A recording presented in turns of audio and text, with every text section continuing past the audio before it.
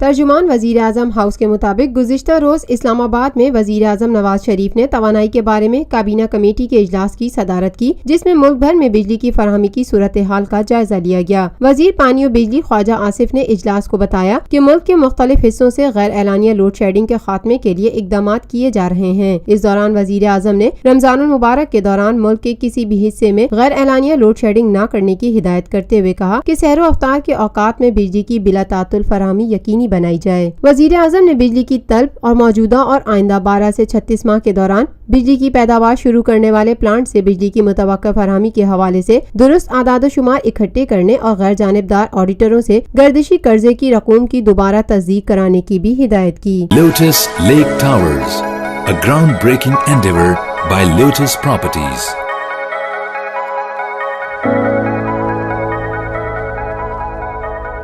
ملکی، بین الاقوامی، سماجی، سیاسی، تجارتی، ثقافتی، تفریحی، معلوماتی اور کھیلوں سے جڑی ہر چھوٹی بڑی خبر کا مرکز TNN TV۔